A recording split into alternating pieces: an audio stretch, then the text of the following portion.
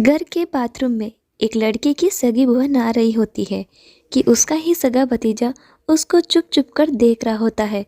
Bathroom की किवाड़ पुरानी होने की वजह से थोड़ी सी उसकी लकड़ी गल गई थी, जिसकी वजह से वह लड़का उस लकड़ी को कुरेद कुरेद के उसमें बना देता है और उस छेद में से अपनी बुआ को नहाते हुए हर रोज़ देखा करता था।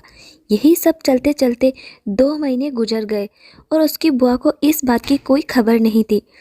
उसका ही सगा भतीजा उसको चोरी छुपे देखता है। लड़की का नाम सोनिया था और लड़के का नाम प्रियांश था। सोनिया देखने में बहुत ही खूबसूरत और कामसीन हसीना टाइप की थी। उसका फिगर बहुत ही अच्छा था, जो कि किसी को भी अपनी तरफ आकर्षित करने के लिए काफ़ी था। जबकि उसका भतीजा तो उसको निर्वस्त्र नहाते हुए देखा था तो वह उसके लिए और भी ज़्यादा बेचैन और व्याकुल हो चुका था। प्रियांश मन ही मन प्लान बनाने लगा था कि किसी भी तरह से अपनी बुआ के साथ एक बार संबंध स्थापित करने को मिल जाए तो मन को बड़ी शांति मिल जाएगी। लेकिन वह रिश्ते से उसकी सगी बुआ थी, तो वह इस तरह से उसे डायरेक्ट कुछ बात नहीं कर सकता था। उसको इस बात का डर था कि अगर मैं अपनी बुआ से कुछ कहा तो हो सकता है वह मुझसे नाराज़ हो जाए या फिर मम्मी पापा को बता दे, जिसकी वजह से मेरी इज्जत खाक में मिल जाएगी। मम्मी पापा डांटेंगे और मारेंगे अलग, न जाने मेरे मम्मी पापा मेरे बारे में क्या क्या सोचेंगे। अब प्रियांश प्लान बनाने लगा और उसने एक ऐसा प्लान बनाया जिसे सुनकर आप सब हैरान हो जाएंगे कि एक भतीजा अपनी बुआ के साथ भी इस तरह की घटना का अंजाम दे सकता है। इस तरह का प्लान बनाकर अपनी ही बुआ को अपने जाल में फंसाकर उसके साथ संबंध बना सकता है। आप खुद सोचने पर मजबूर हो जाएंगे कि इस दुनिया में किस किस तरह के लोग रहते हैं जो अपनी ही बहन बेटियों को नहीं बख्शते और बहनें भी उनको मौका दे देती है। प्रियांश अपनी बड़ी बुआ सोनिया को हर रोज चुप चुप कर देखा करता था। इस बात की जानकारी सोनिया को थी नहीं। प्रियांश इस प्लान पर काम कर रहा था। वह प्लान ये था कि प्रियांश ने अपने फ़ोन से एक फर्जी आईडी लड़की के नाम से बनाई और उस पर लड़की का फ़ोटो लगाया और आईडी बनाने के बाद अपनी बुआ को एक फ्रेंड रिक्वेस्ट भेजी। सोनिया ने जब अपने फ़ोन में फ्रेंड रिक्वेस्ट देखी तो उसने सोचा लड़की की रिक्वेस्ट आई है तो वह उसको एक्सेप्ट कर लेती है। जब रिक्वेस्ट एक्सेप्ट कर लेती है तो प्रियांश का काम अब और भी आसान होने वाला था। इधर इसी बीच जब प्रियांश ने रिक्वेस्ट भेजी थी तो वह अपनी बुआ से नज़दीकियाँ बढ़ाने में लगा हुआ था। उसके पास जाकर बैठता, उसे हंसी मजाक करता और अगर वह कहीं पर बैठी हुई होती तो जानबूझकर उसे चिपक कर बैठने की पूरी कोशिश करता। उसके व्यवहार में काफ़ी चेंजिंग आ चुकी थी। इस बात को सोनिया भी देख रही थी क्योंकि प्रियांश उसे हंसी मजाक करने लगा था, उसके पास जाकर बैठता था, इतने चिपक जाता था कि सोनिया को भी ऐसा लगने लगा कि शायद उसका भतीजा उससे कुछ ज़्यादा ही कुछ और चाहता है। एक दिन प्रियांश सोनिया से कहने लगा, बुआ तुम्हारा कोई बॉयफ्रेंड नहीं है क्या? सोनिया कहने लगी, नहीं मेरा कोई बॉयफ्रेंड नहीं है और मुझे इन सब में कोई दिलचस्पी भी नहीं है। मैं इस टाइप की लड़की नहीं हूँ। मुझे इस तरह के किसी भी काम में किसी भी तरह की कोई रुचि नहीं है।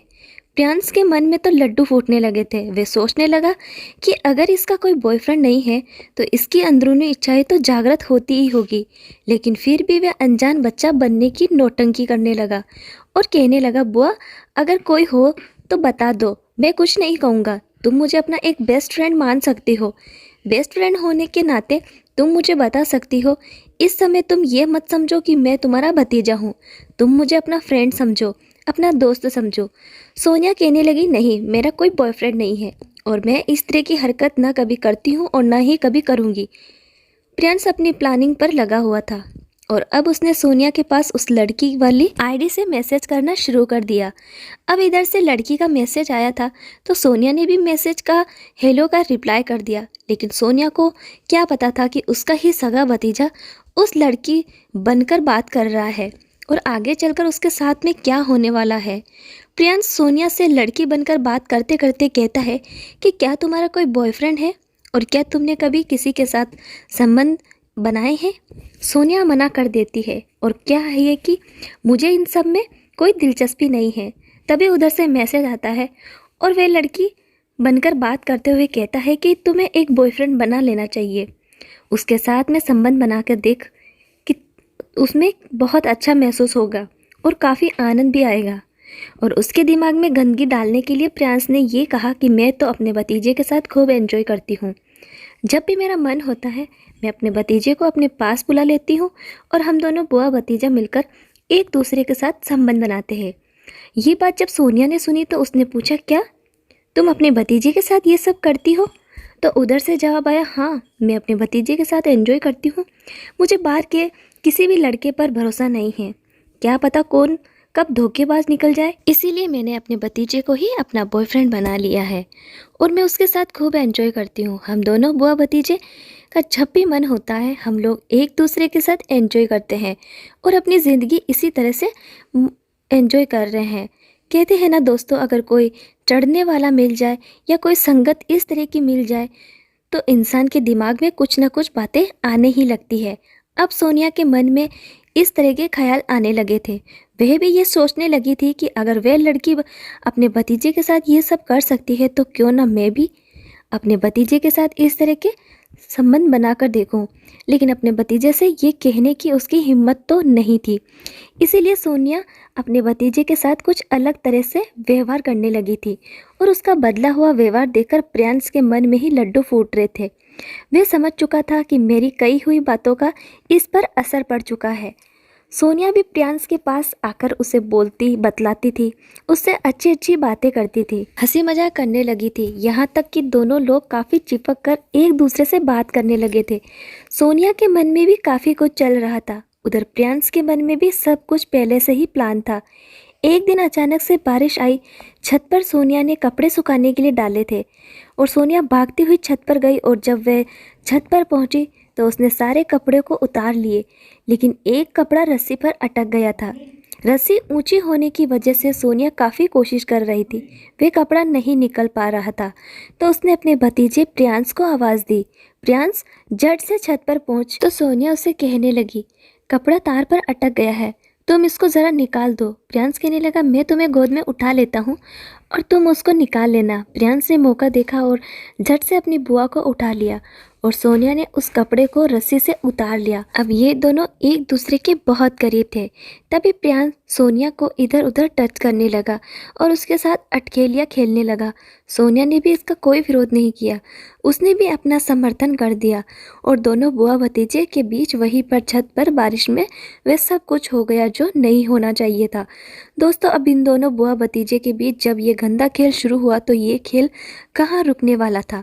अब ये दोनों जब भी मौका मिलता तब एक दूसरे के साथ एंजॉय करते। पिता काम पर चले जाते थे और माँ दूसरे कमरे में रहती और इधर दूसरे कमरे में ये दोनों अब रोज़ ये गंदा खेल खेला करते थे। यही सब करते करते 4 महीने गुजर गए और 4 महीने बाद सोनिया को पता चला कि वह प्रेग्नेंट हो चुकी है और उसके पेट में उसके भतीजे का ही बच्चा पल रहा था। ये सुनकर प्रियांश के पैरों तले ज़मीन खिसक जाती है, वह डर जाता है। उसको ऐसा लगने लगता है कि ये बात अगर मम्मी पापा को पता चल गई तो बहुत डांट पड़ेगी और मार भी पड़ेगी और समाज में ये बात खुल गई तो बहुत बदनामी होगी। हर कोई यही कहेगा कि तुमने अपनी बुआ के साथ ही ये सब करने को रह गया था। तभी प्रियांश और सोनिया ने मिलकर प्लान बनाया कि इस बच्चे को अबॉर्शन करा देते हैं। अब अगले दिन ये दोनों पति पत्नी बनकर एक अस्पताल पहुँचे, लेकिन अस्पताल स्टाफ ने अबॉर्शन करने से साफ मना कर दिया था। डॉक्टर ने साफ साफ इनकार कर दिया कि हम इस प्रकार के अबॉर्शन नहीं करते हैं। अब ये दोनों लोग काफ़ी टेंशन में तनाव में आ गए थे। इन दोनों को अपनी ज़िंदगी मौत से भी ज़्यादा बुरी लग रही थी। इधर प्रियांश अंदर ही अंदर घुट रहा था। उसको ऐसा लग रहा था कि अचानक ये बात लीक हो गई तो समाज में इज्जत खराब हो जाएगी और किसी भी तरह से मुझे अपनी इज्जत बचानी ही बचानी है। अब इन लोगों ने बड़ी से बड़ी जगह ट्राई किया, जहाँ तक इनके संपर्क थे वहाँ इन्होंने कोशिश की, लेकिन अबॉर्शन के लिए कोई भी हॉस्पिटल तैयार नहीं हुआ। जहाँ भी ये लोग जाते थे हर हॉस्पिटल वाला कहता था कि आप किसी और को बुला कर लाओ, अपने घर से किसी सीनियर को या किसी बड़े को बुला कर लेकर आइए। दिन गुजरते जहाँ रहते प्रियांश की टेंशन बढ़ती जा रही थी। प्रियांश मन ही मन बहुत परेशान होने लगा था और गुस्से में आने लगा था। तभी प्रियांश ने एक प्लान बनाया और अपनी बुआ से कहा कि कल तुम मेरे साथ चलना, एक नई जगह है, वहाँ पर मैं तुम्हें लेकर चलूँगा। वहाँ तुम्हारा अबॉर्शन भी हो जाएगा और आसानी से हम इस परेशानी से भी दूर हो जाएंगे। सोनिया अगले दिन घर से कॉलेज को कहकर निकली। उसके कुछ देर बाद प्रियांश भी कॉलेज को कहकर निकल गया। कुछ देर जाकर दोनों एक साथ मिले। प्रियांश ने सोनिया को मोटरसाइकिल पर बिठा लिया और वह उसको जंगल की तरफ ले जाने लगा। जब वह जंगल की तरफ जा रहा था तो सोनिया उससे पूछने लगी, ये रास्ता तो जंगल की तरफ जाता है, हम लोग कहाँ पर जा रहे हैं? तभी प्रियांश कहने लगा, चिंता मत करो, वह जो हॉस्पिटल है वह ज़रा छोटा है और इसी जंगल को पार करके आगे एक अस्पताल है, वहीं पर है। मैं तुम्हारा ऑपरेशन करवा लूँगा और वहीं पर हमारी इस परेशानी की जड़ खत्म हो जाएगी। सोनिया भी आराम से बाइक पर बैठी हुई थी। जंगल के बीच वे लोग पहुंच जाते हैं और एक खंडारी पर गाड़ी रोकता है। सोनिया से कहता है, यहीं पर उतर, डॉक्टर साहब अभी यहीं आने वाले हैं, इसके आगे वही हमको लेकर जाएंगे। सोनिया और प्रियांश वहीं पर बैठते हैं। तभी उससे कहने लगा, अब तो अबॉर्शन होने ही वाला है, क्यों ना एक बार एंजॉय कर लिया जाए। सोनिया मना कर देती है। वह कहने लगी कि अभी इतनी बड़ी समस्या है, हम लोग जूझ रहे हैं और तुम्हें एंजॉय करना है, ये सब अभी ठीक नहीं है। लेकिन प्रियांश जिद करने लगा तो सोनिया मान गई और इन दोनों ने वहीं पर एंजॉय किया। करते करते प्रियांश ने अपनी पीछे वाली जेब से कुछ निकाला और सोनिया के सर पर कई बार वार किया, जिसकी वजह से सोनिया वहीं पर ढेर हो गई। सोनिया की मृत्यु हो गई थी और प्रियांश ने सोनिया की डेड बॉडी को वहीं पर दफना दिया था और वहाँ से सीधा अपने घर जाकर चुपचाप बैठ गया, जैसे रहने लगा जैसे कुछ हुआ ही ना हो। जब कॉलेज की छुट्टी का वक्त गुजर गया और सोनिया घर पर नहीं पहुंची तो मम्मी पापा को टेंशन होने लगी। वे पूछने लगे, प्रियांश क्या तूने सोनिया को देखा है? क्या तेरी सोनिया से कोई बात हुई है? सोनिया अभी तक क्यों नहीं आई? जरा पता तो करो। पूरे घर में सोनिया को हर जगह ढूंढा जा रहा था, वह कहीं भी नहीं मिली। धीरे धीरे दिन गुजर गया और पूरी रात भी गुजर गई। सोनिया का कहीं कोई अता पता नहीं चला। तो अगले दिन सोनिया के मम्मी पापा पुलिस के पास पहुंचे और पुलिस में कंप्लेंट लिखवाई। तो पुलिस ने अपनी तरह से जांच करनी शुरू कर दी। तो सोनिया को कहीं कोई सुराग नहीं मिल पा रहा था। पुलिस ने सोनिया के कॉलेज में जाकर पूछा, वहाँ पर पता चला सोनिया उस दिन कॉलेज आई ही नहीं थी। उधर पुलिस तो पुलिस होती है, उसका शक हर किसी पर होता है। पुलिस ने प्रियांश के कॉलेज में जाकर पूछा तो पता चला कि उस दिन प्रियांश भी कॉलेज नहीं आया था। तब प्रियांश से पूछा गया कि तुम उस दिन कहाँ गए थे? तो प्रियांश कहने लगा, मैं कॉलेज तक गया था लेकिन मैं लौटकर आ गया, मैं कॉलेज के अंदर नहीं गया था। पुलिस ने उसे काफ़ी सख्ती से पूछा लेकिन वह तब भी टूटने को तैयार नहीं था। तो पुलिस को भी ये लगा कि हो सकता है कि यह इसमें शामिल न हो। धीरे धीरे इस बात को काफ़ी समय गुजर गया लेकिन केस अभी तक किसी भी नतीजे पर नहीं पहुंचा था। फिर एक दिन सोनिया के पिता थाने पहुंच गए और उन्होंने अपनी बेटी के केस के बारे में जानकारी जुटा पाई।